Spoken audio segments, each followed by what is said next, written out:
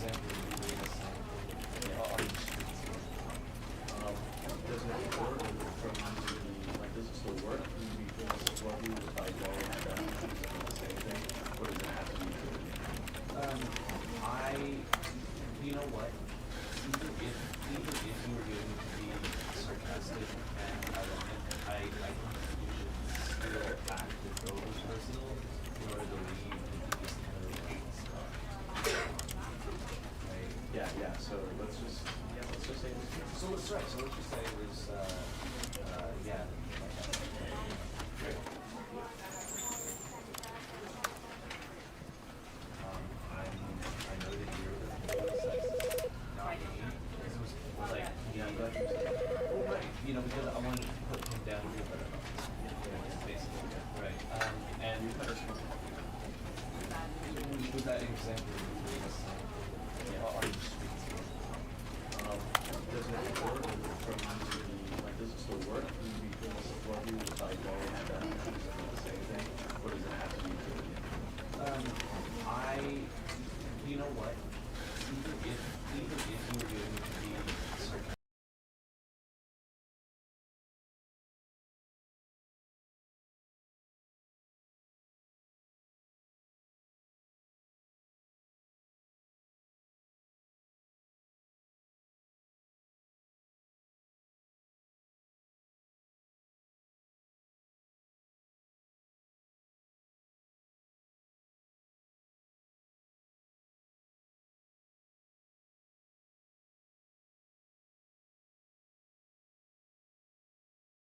This is the story of a man named Stanley.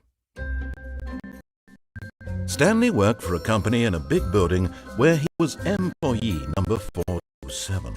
Employee number 427's job was simple. He sat at his desk in room 427 and he pushed buttons on a keyboard. Orders came to him through a monitor on his desk, telling him what buttons to push, how long to push them, and in what order. This is what employee 427 did every day of every month of every year. And although others might have considered it soul-rending, Stanley relished every moment that the orders came in, as though he had been made exactly for this job. And Stanley was happy. And then one day, something very peculiar happened. Something that would forever change Stanley. Something he would never quite forget. He had been at his desk for nearly an hour when he realized that not one single order had arrived on the monitor for him to follow.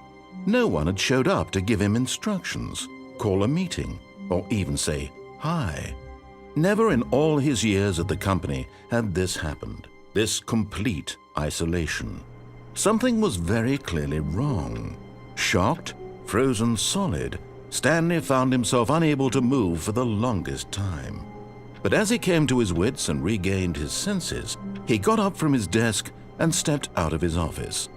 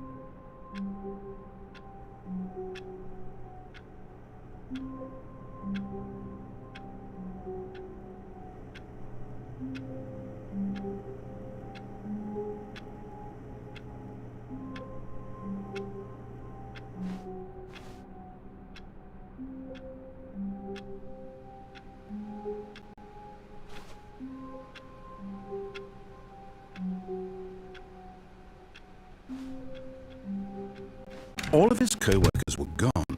What could it mean? Stanley decided to go to the meeting room. Perhaps he had simply missed a memo.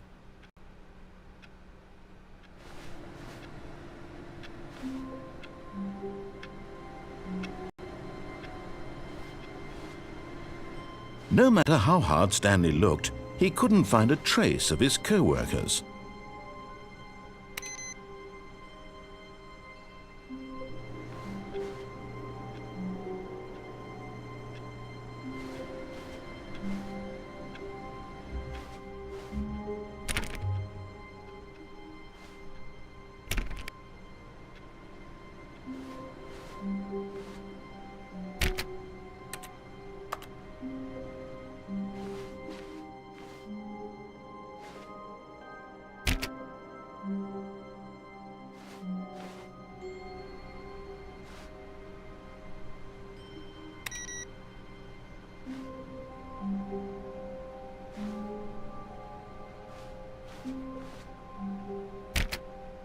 Stanley went around touching every little thing in the office, but it didn't make a single difference, nor did it advance the story in any way.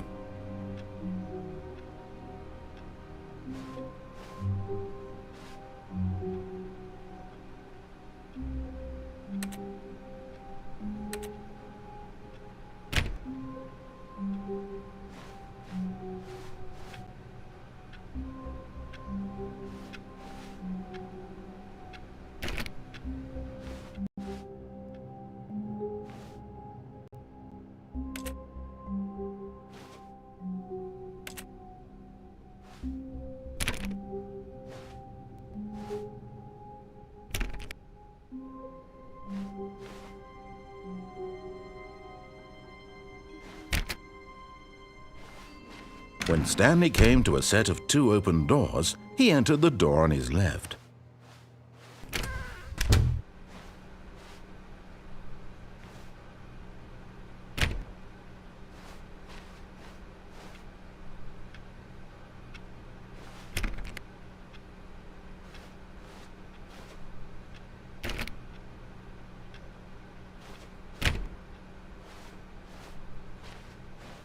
Yet there was not a single person here either.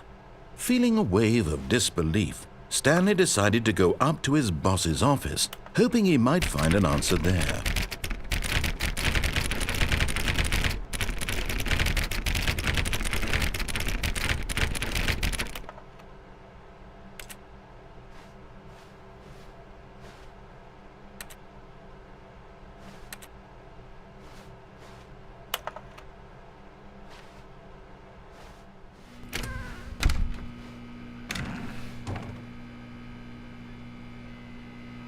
Stanley stepped into the broom closet, but there was nothing here, so he turned around and got back on track.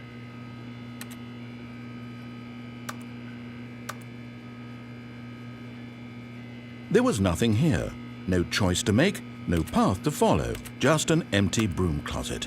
No reason to still be here.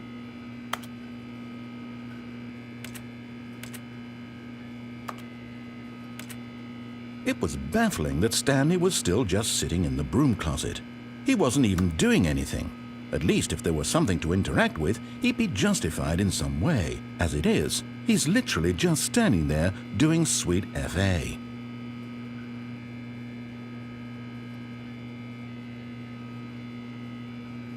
Are you really still in the broom closet? Standing around doing nothing? Why? Please offer me some explanation here. I'm genuinely confused.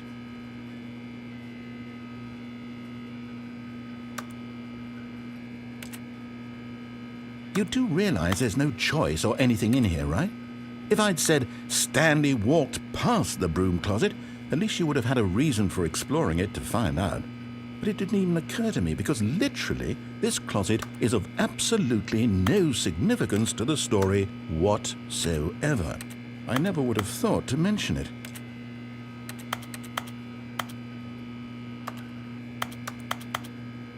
Maybe to you this is somehow its own branching path. Maybe when you go talk about this with your friends, you'll say, "Oh, did you get the broom closet ending? The broom closet ending was my favourite." I hope your friends find this concerning.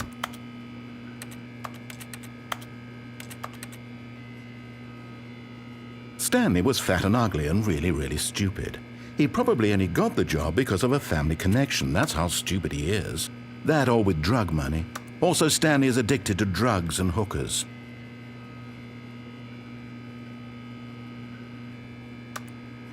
Well, I've come to a very definite conclusion about what's going on right now. You're dead. You got to this broom closet, explored it a bit, and were just about to leave because there's nothing here when a physical malady of some sort shut down your central nervous system and you collapsed on the keyboard. Well, in a situation like this, the responsible thing is to alert someone nearby so as to ensure that your body is taken care of before it begins to decompose. Hello? Anyone who happens to be nearby? The person at this computer is dead. They have fallen prey to any number of your countless human physiological vulnerabilities. It's indicative of the long-term sustainability of your species. Please remove their corpse from the area and instruct another human to take their place, making sure they understand basic first-person video game mechanics and filling them in on the history of narrative tropes in video gaming, so that the irony and insightful commentary of this game is not lost on them. All right, when you've done that, just step out into the hallway.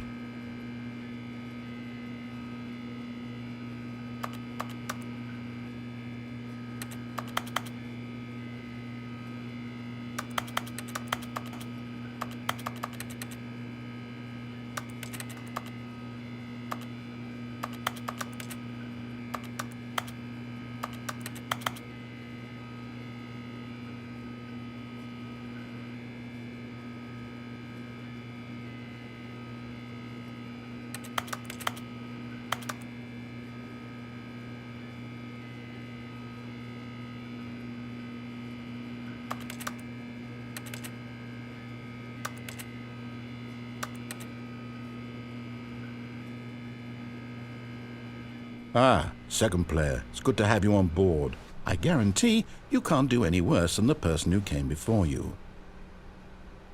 Coming to a staircase, Stanley walked upstairs to his boss's office.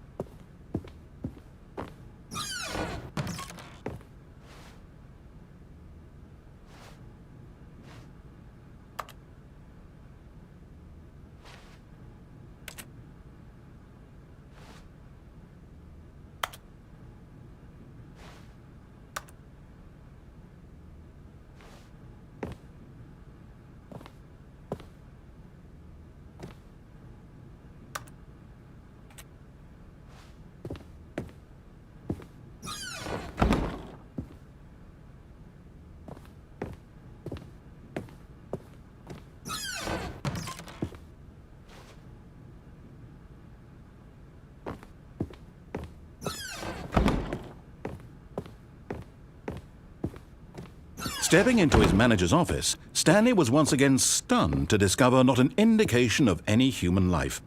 Shocked, unraveled, Stanley wondered in disbelief who orchestrated this. What dark secret was being held from him? What he could not have known was that the keypad behind the boss's desk guarded the terrible truth that his boss had been keeping from him. And so the boss had assigned it an extra secret PIN number, 2845. But of course, Stanley couldn't possibly have known this.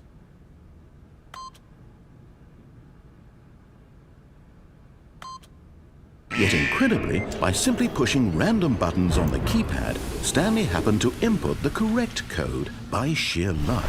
Amazing. He stepped into the newly opened passageway.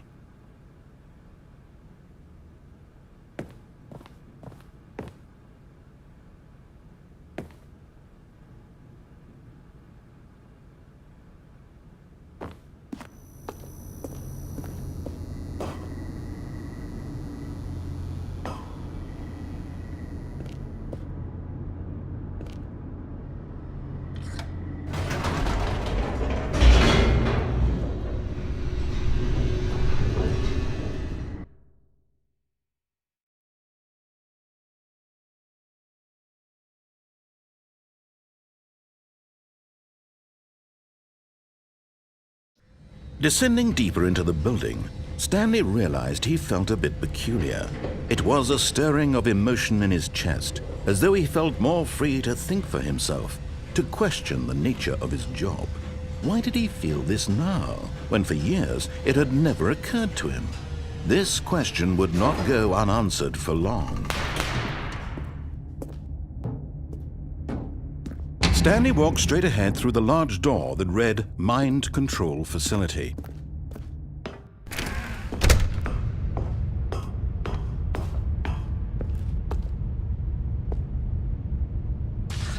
The lights rose on an enormous room packed with television screens. What horrible secret did this place hold? Stanley thought to himself. Did he have the strength to find out?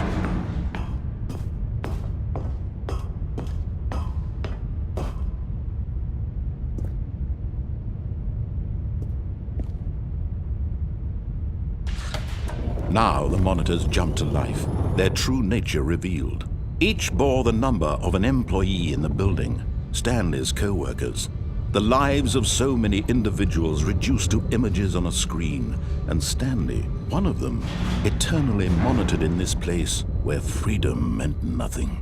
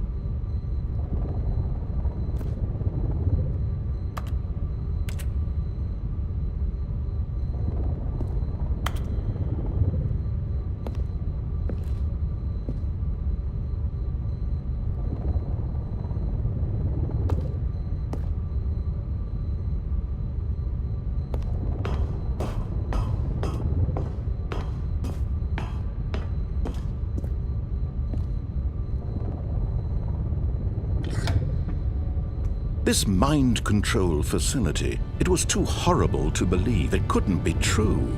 Had Stanley really been under someone's control all this time? Was this the only reason he was happy with his boring job? That his emotions had been manipulated to accept it blindly?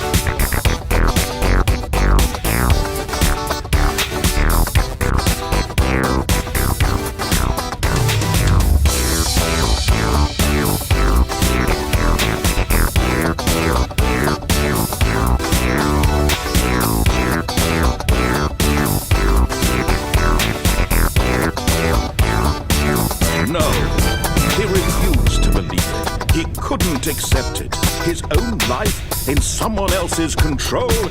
Never! It was unthinkable, wasn't it? Was it even possible? Had he truly spent his entire life utterly blind to the world? But here was the proof. The heart of the operation. Controls labeled with emotions. Happy, or sad, or content. Walking, eating, working. All of it monitored and commanded from this very place. And as the cold reality of his past began to sink in, Stanley decided that this machinery would never again exert its terrible power over another human life. For he would dismantle the controls once and for all. Oh, Stanley, you didn't just activate the controls, did you? After they kept you enslaved all these years, you go and you try to take control of the machine for yourself. Is that what you wanted? Control? Oh, Stanley, I applaud your effort, I really do. But you need to understand, there's only so much that machine can do. You were supposed to let it go, turn the controls off, and leave. If you want to throw my story off track, you're going to have to do much better than that. I'm afraid you don't have nearly the power you think you do. For example, and I believe you'll find this pertinent, Stanley suddenly realized he had just initiated the network's emergency detonation system. In the event that this machine is activated without proper DNA identification, nuclear detonators are set to explode, eliminating the entire complex. How long until detonation then? Let's say 2 minutes. Now this is making things a little more fun, isn't it, Stanley? It's your time to shine. You are the star. It's your story now. Shape it to your heart's desires. Oh, this is much better than what I had in mind. What a shame we have so little time left to enjoy it. Mere moments until the bomb goes off. But what precious moments each one of them is. More time to talk about you, about me, where we're going, what all this means. I barely know where to start. What's that? You'd like to know where your co-workers are? A moment of solace before you're obliterated? All right, I'm in a good mood. You're going to die anyway. I'll tell you exactly what happened to them. I erased them. I turned off the machine. I set you free.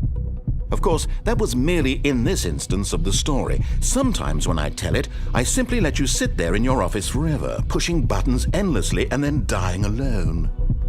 Other times, I let the office sink into the ground, swallowing everyone inside, or I let it burn to a crisp. I have to say this, though, this version of events has been rather amusing. Watching you try to make sense of everything and take back the control wrested away from you, it's quite rich. I almost hate to see it go. But I'm sure whatever I come up with on the next go-around will be even better. My goodness, only 34 seconds left.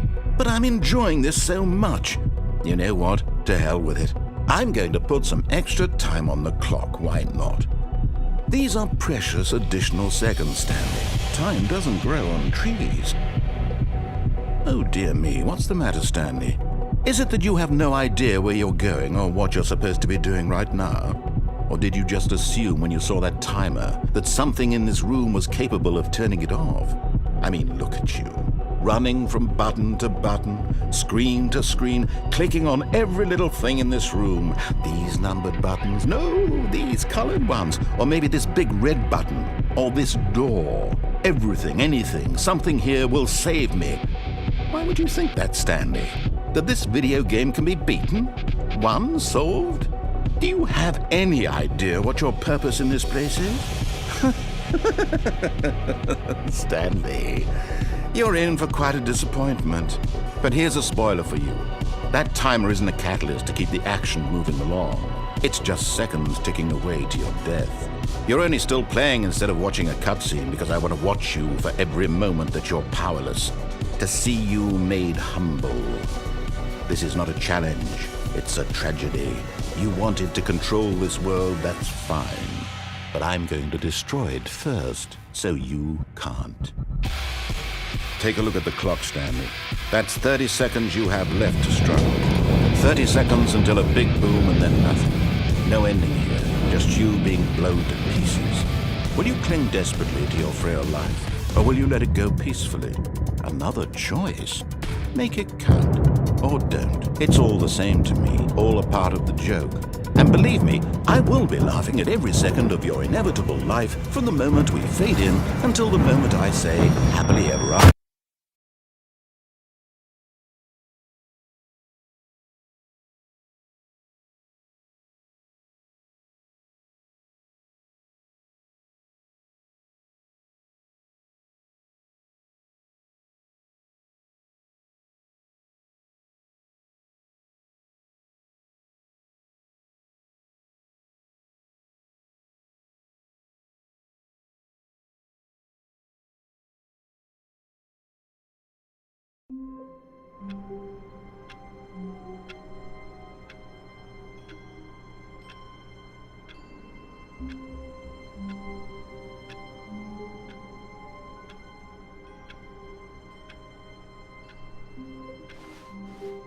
All of his co-workers were gone. What could it mean? Stanley decided to go to the meeting room. Perhaps he had simply missed a memo.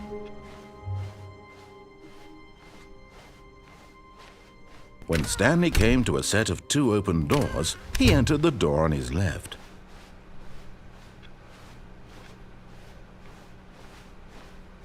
Yet there was not a single person here either. Feeling a wave of disbelief, Stanley decided to go up to his boss's office. Coming to a staircase, Stanley walked upstairs to his boss's office.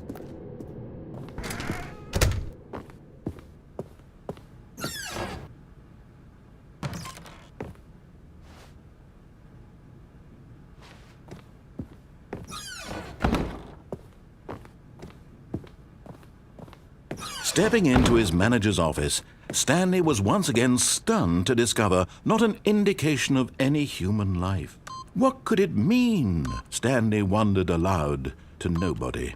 He began wildly tearing through papers on the boss's desk, pulling books off the shelf, looking behind paintings, desperate for clues to his situation. But his attention was caught by a keypad behind the boss's desk. What could its purpose be? In fact, this keypad guarded the terrible secret that lay buried below his feet. And so the boss had assigned it an extra secret PIN number, 2845. But of course, Stanley couldn't possibly have known this. Yet incredibly, by simply pushing random buttons on the keypad, Stanley happened to input the correct code by sheer luck. Amazing. He stepped into the newly opened passageway.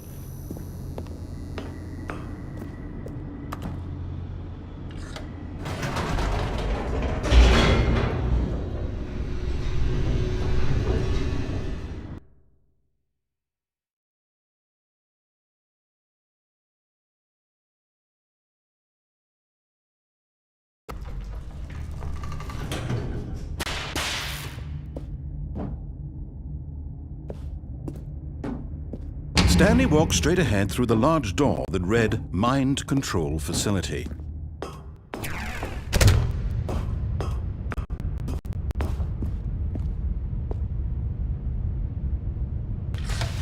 The lights rose on an enormous room packed with television screens. What horrible secret did this place hold? Stanley thought to himself. Did he have the strength to find out?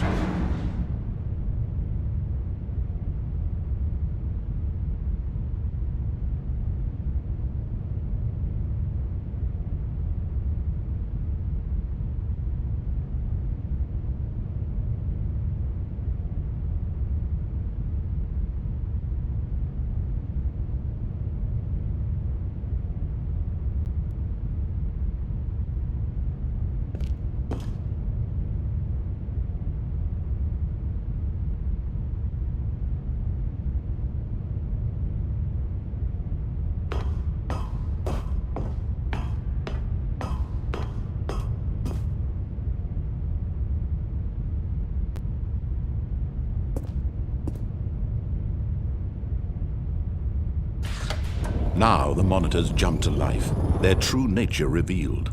Each bore the number of an employee in the building, Stanley's co-workers.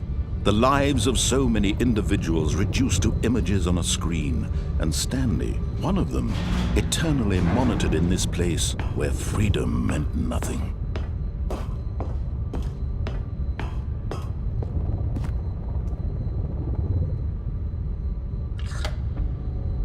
This mind control facility, it was too horrible to believe. It couldn't be true. Had Stanley really been under someone's control all this time? Was this the only reason he was happy with his boring job? That his emotions had been manipulated to accept it blindly? No, he refused to believe it. He couldn't accept it. His own life in someone else's control? Never! It was unthinkable, wasn't it? Was it even possible? Had he truly spent his entire life utterly blind to the world? But here was the proof, the heart of the operation. Controls labeled with emotions, happy or sad or content. Walking, eating, working, all of it monitored and commanded from this very place. And as the cold reality of his past began to sink in, Stanley decided that this machinery would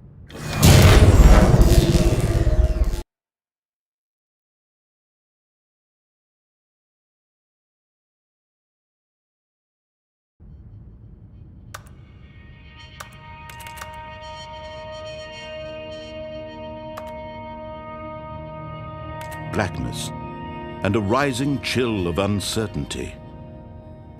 Was it over? Yes! He had won! He had defeated the machine, unshackled himself from someone else's command. Freedom was mere moments away. And yet, even as the immense door slowly opened, Stanley reflected on how many puzzles still lay unsolved. Where had his co-workers gone? How had he been freed from the machine's grasp? What other mysteries did this strange building hold? But as sunlight streamed into the chamber, he realized none of this mattered to him, for it was not knowledge or even power that he had been seeking, but happiness. Perhaps his goal had not been to understand, but to let go. No longer would anyone tell him where to go, what to do, or how to feel. Whatever life he lives, it will be his. And that was all he needed to know. It was perhaps the only thing worth knowing. Stanley stepped through the open door. Stanley felt the cool breeze upon his skin, the feeling of liberation, the immense possibility of the new path before him.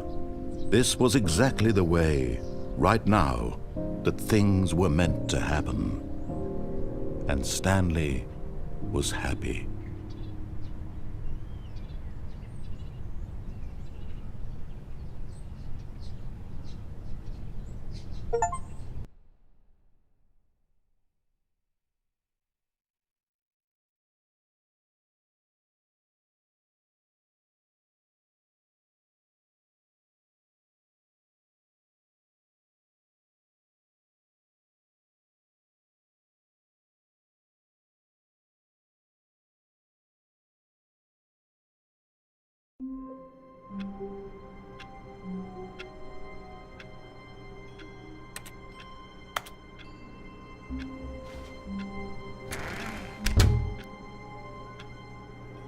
But Stanley simply couldn't handle the pressure. What if he had to make a decision? What if a crucial outcome fell under his responsibility? He had never been trained for that. No. This couldn't go any way except badly. The thing to do now, Stanley thought to himself, is to wait. Nothing will hurt me. Nothing will break me. In here I can be happy forever. I will be happy. Stanley waited. Hours passed, then days. Had years gone by? He no longer had the ability to tell. But the one thing he knew for sure, beyond any doubt, was that if he waited long enough, the answers would come. Eventually, someday, they would arrive. Soon, very soon now, this will end. He will be spoken to. He will be told what to do. Now it's just a little bit closer. Now it's even closer. Here it comes.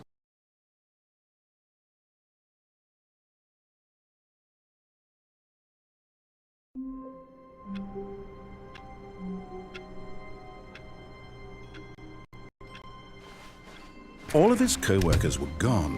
What could it mean? Stanley decided to go to the meeting room. Perhaps he had simply missed a memo.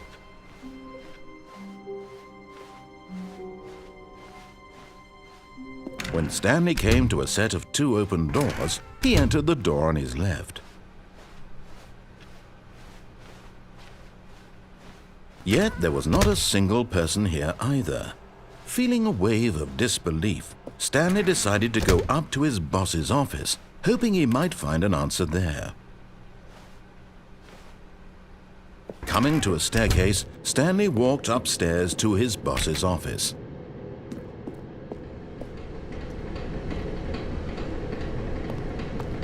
But Stanley just couldn't do it. He considered the possibility of facing his boss. Admitting he had left his post during work hours, he might be fired for that. And in such a competitive economy, why had he taken that risk? All because he believed everyone had vanished? His boss would think he was crazy. And then something occurred to Stanley. Maybe, he thought to himself, maybe I am crazy. All of my co-workers blinking mysteriously out of existence in a single moment for no reason at all? None of it made any logical sense. And as Stanley pondered this, he began to make other strange observations. For example, why couldn't he see his feet when he looked down? Why did doors close automatically behind him wherever he went? And for that matter, these rooms were starting to look pretty familiar. Were they simply repeating? No, Stanley said to himself, this is all too strange. This can't be real. And at last, he came to the conclusion that had been on the tip of his tongue. He just hadn't found the words for it. "I'm dreaming!" he yelled. "This is all a dream." Oh, what a relief Stanley felt to have finally found an answer, an explanation.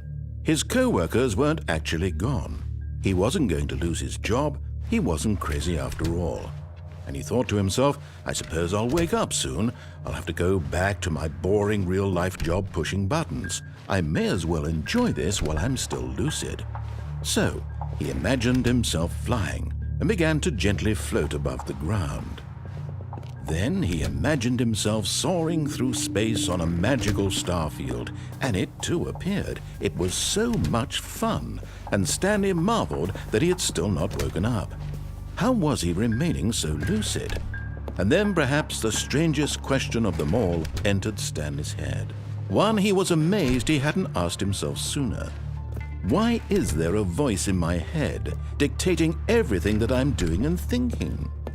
Now the voice was describing itself being considered by Stanley, who found it particularly strange. I'm dreaming about a voice describing me, thinking about how it's describing my thoughts, he thought. And while he thought it all very odd and wondered if this voice spoke to all people in their dreams, the truth was that, of course, this was not a dream. How could it be? Was Stanley simply deceiving himself, believing that if he's asleep, he doesn't have to take responsibility for himself? Stanley is as awake right now as he's ever been in his life.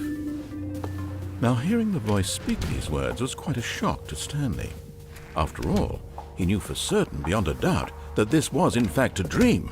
Did the voice not see him float and make the magical stars just a moment ago? How else would the voice explain all that? This voice was a part of himself too. Surely, if he could just... He would prove it. He would prove that he was in control, that this was a dream. So he closed his eyes gently, and he invited himself to wake up. He felt the cool weight of the blanket on his skin, the press of the mattress on his back, the fresh air of a world outside this one. Let me wake up, he thought to himself. I'm through with this dream. I wish it to be over. Let me go back to my job. Let me continue pushing the buttons. Please, it's all I want. I want my apartment and my wife and my job. All I want is my life exactly the way it's always been. My life is normal. I am normal. Everything will be fine. I am okay.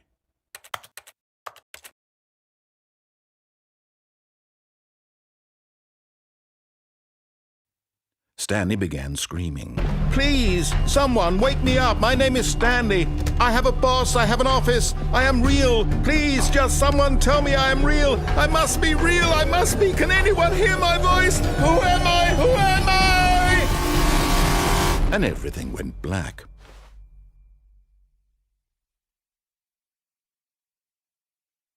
This is the story of a woman named Mariella. Mariella woke up on a day like any other. She arose, got dressed, gathered her belongings, and walked to her place of work. But on this particular day, her walk was interrupted by the body of a man who had stumbled through town talking and screaming to himself, and then collapsed dead on the sidewalk. And although she would soon turn to go call for an ambulance, for just a few brief moments she considered the strange man. He was obviously crazy, this much she knew. Everyone knows what crazy people look like. And in that moment, she thought to herself how lucky she was to be normal. I am sane. I am in control of my mind. I know what is real and what isn't.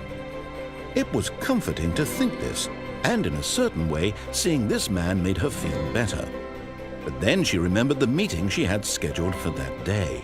The very important people whose impressions of her would affect her career, and by extension, the rest of her life. She had no time for this, so it was only a moment that she stood there, staring down at the body. And then she turned and ran.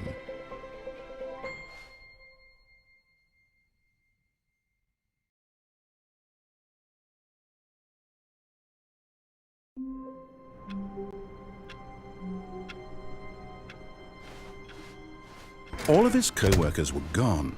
What could it mean? Stanley decided to go to the meeting room. Perhaps he had simply missed a memo.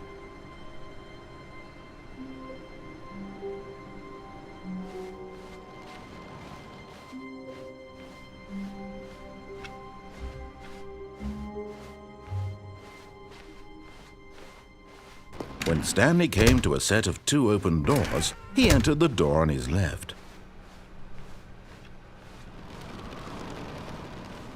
Yet there was not a single person here either.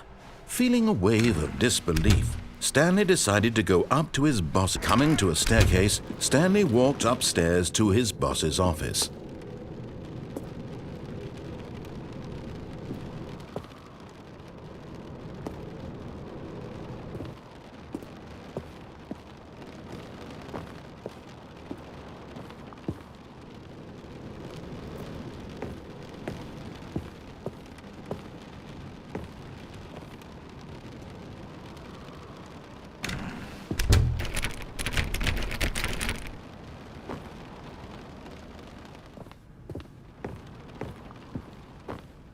The moment he...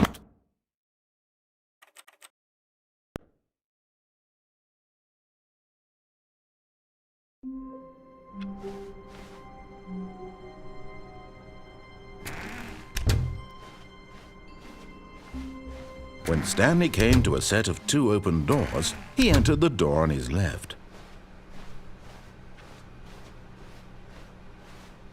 Yet there was not a single person here either.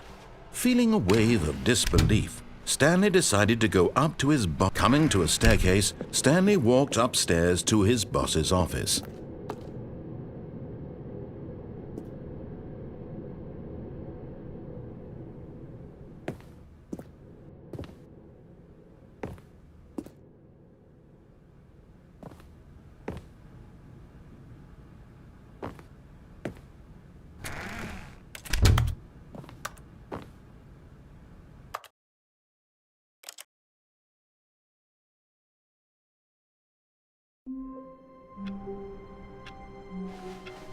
All of his co-workers were gone.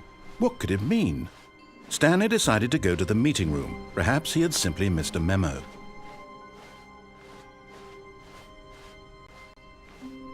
When Stanley came to a set of 2 open doors, he entered the door on his left. Yet there was not a single person here either. Feeling a wave of disbelief, Stanley decided to go up to his... Coming to a staircase, Stanley walked upstairs to his boss's office.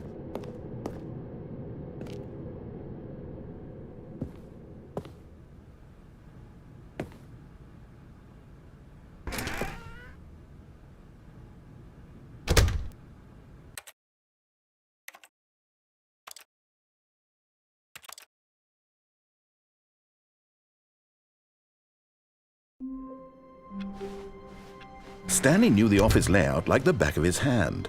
It was only a matter of time before he found the others, wherever they were. Just a matter of time. When Stanley came to a set of 2 open doors, he entered the door on his left.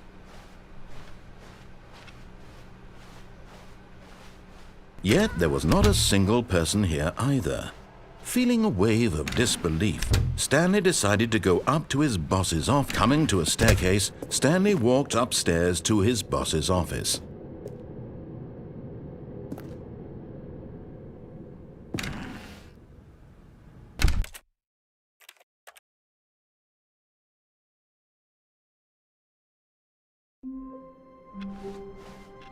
I can't wait to tell this story to my co-workers, Stanley thought. How amusing they'll find it. Oh, won't we all just laugh and laugh at the time I thought everyone had gone missing. When Stanley came to a set of 2 open doors, he entered the door on his left. Yet there was not a single person here either. Feeling a wave of disbelief, Stanley decided to go up to his boss. Coming to a staircase, Stanley walked upstairs to his boss's office.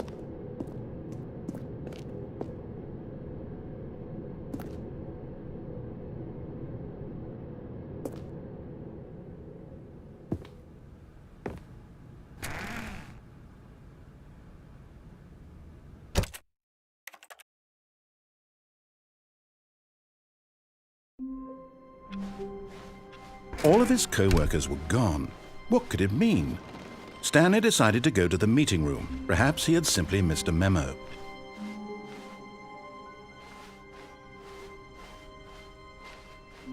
When Stanley came to a set of 2 open doors, he entered the door on his left.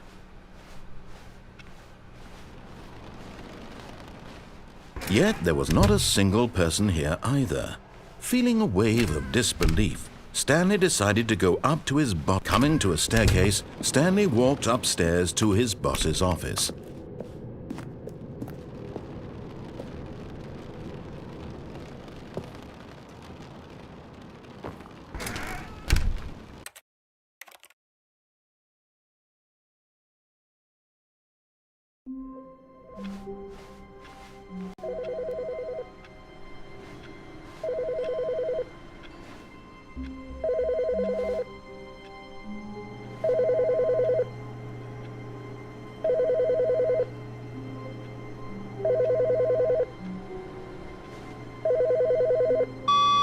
Good morning. Thank you for contacting the Future Happiness Foundation. We are confirming your shipment of 1,327 cardboard boxes to your place of work. Can you verify that this is correct? Excellent. Your order will arrive shortly. Thank you again for contacting the Future Happiness Foundation.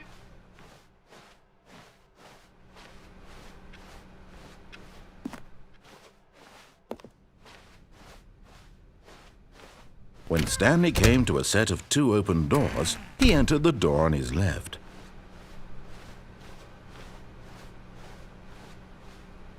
Yet there was not a single person here either. Feeling a wave of disbelief, Stanley decided to go up to his boss. Coming to a staircase, Stanley walked upstairs to his boss's office.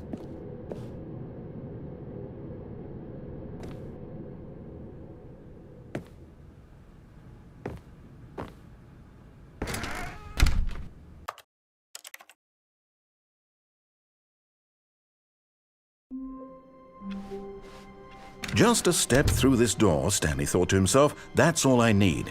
If I can make it through this door, I can make it through them all.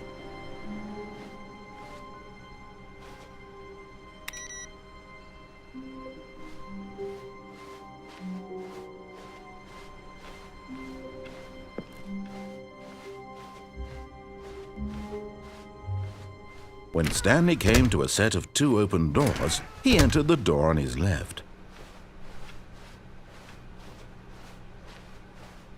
Yet there was not a single person here either. Feeling a wave of disbelief, Stanley decided to go up to his boss's. Coming to a staircase, Stanley walked upstairs to his boss's office.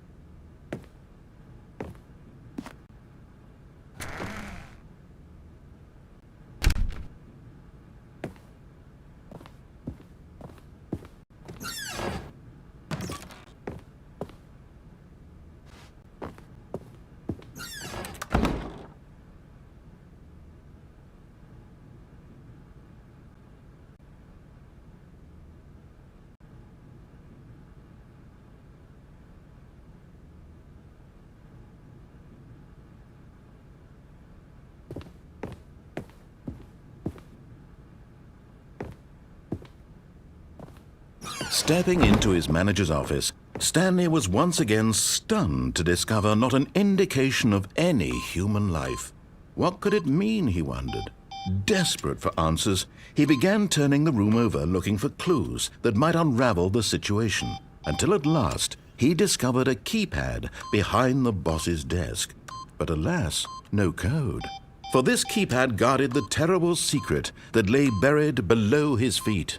And so the boss had assigned it an extra secret PIN number, 2845. But of course, Stanley couldn't possibly have known this.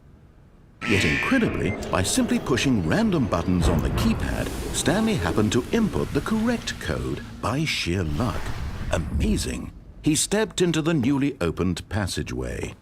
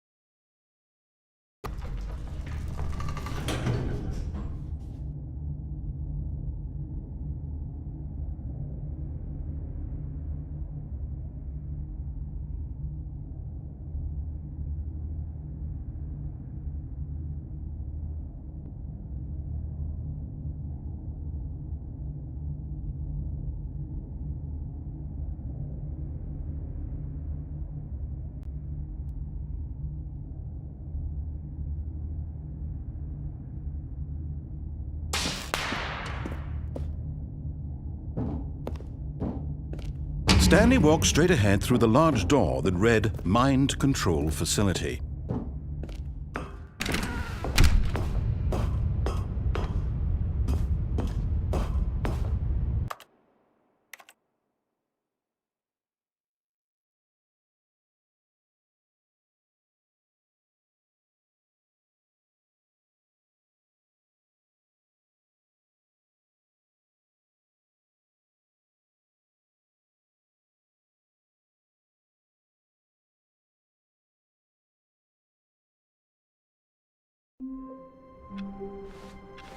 Already this was uncomfortable, and Stanley decided that as soon as he found a new space he felt safe in, that he would never leave it again in his life.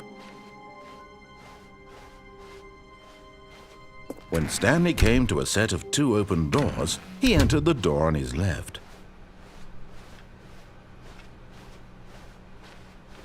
Yet there was not a single person here either. Feeling a wave of disbelief, Stanley decided to go up to his boss's office. Coming to a staircase, Stanley walked upstairs to his boss's office.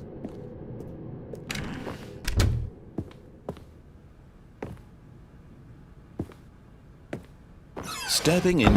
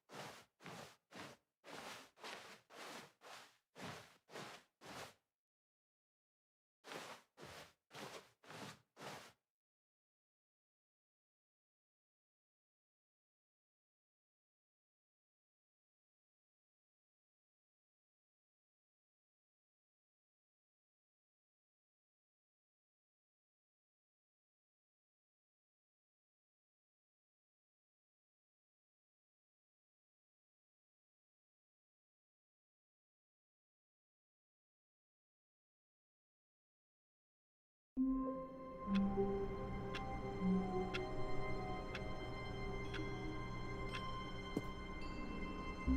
of his co-workers were gone. What could it mean? Stanley decided to go to the meeting room. Perhaps he had simply missed a memo.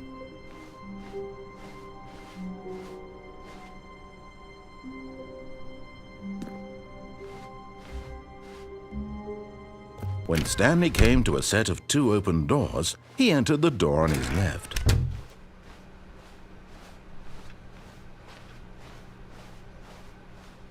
Yet there was not a single person here either. Feeling a wave of disbelief, Stanley decided to go up to his boss's office. Hoping he might coming to a staircase, Stanley walked upstairs to his boss's office.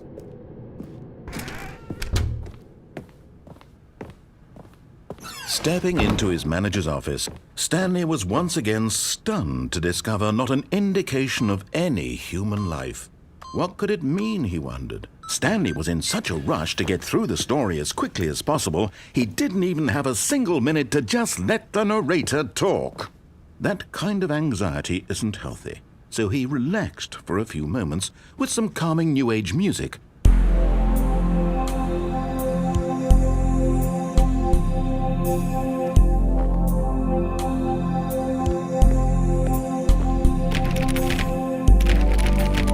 Feeling soothed and rejuvenated, Stanley calmly walked forward into the opened passageway.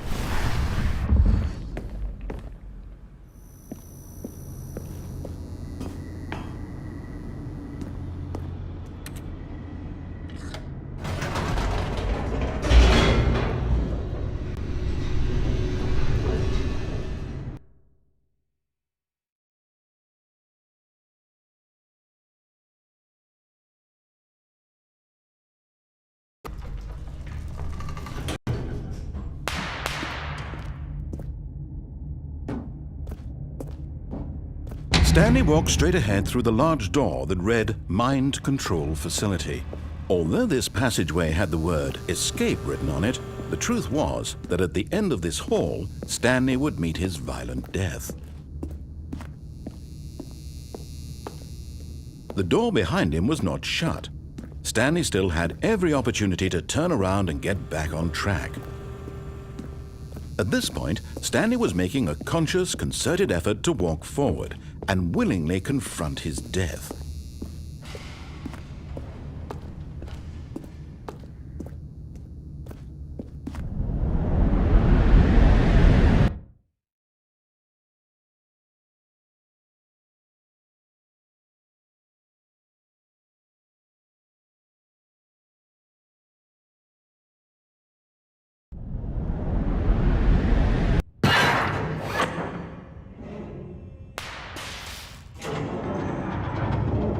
As the machine whirred into motion and Stanley was inched closer and closer to his demise, he reflected that his life had been of no consequence whatsoever. Stanley can't see the bigger picture. He doesn't know the real story, trapped forever in his narrow vision of what this world is.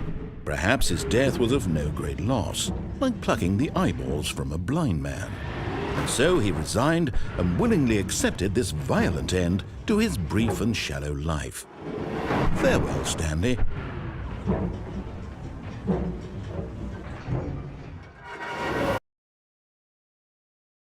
"Farewell, Stanley," cried the narrator, as Stanley was led helplessly into the enormous metal jaws.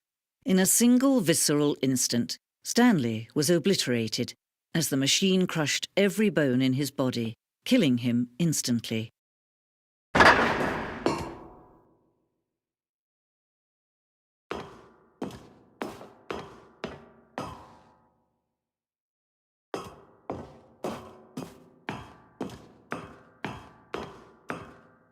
And yet it would be just a few minutes before Stanley would restart the game, back in his office, as alive as ever.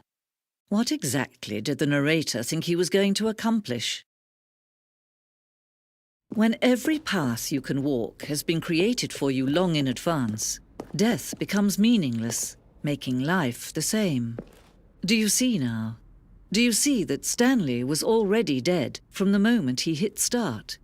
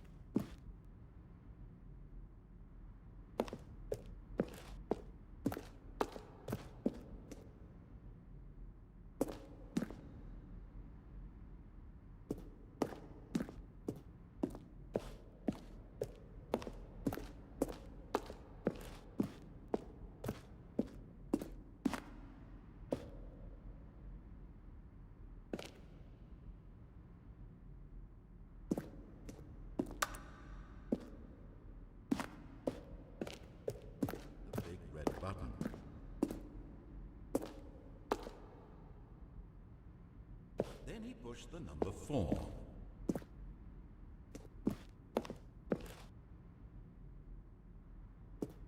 And finally, he pushed the number 6. Where were all of his co-workers?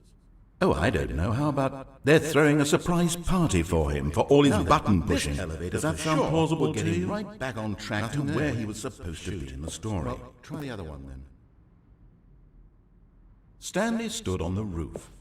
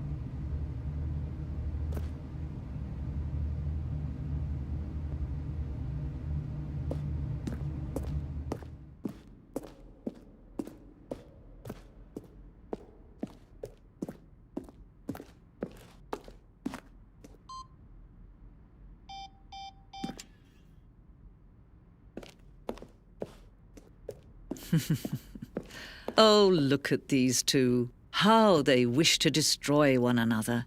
How they wish to control one another. How they both wish to be free. Can you see?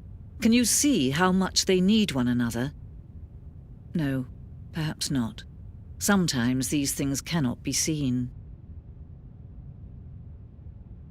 But listen to me.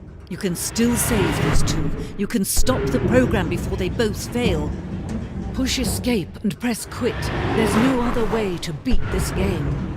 As long as you move forward, you'll be walking someone else's path. Stop now and it'll be your only true choice. Whatever you do, choose it. Don't let time choose for you.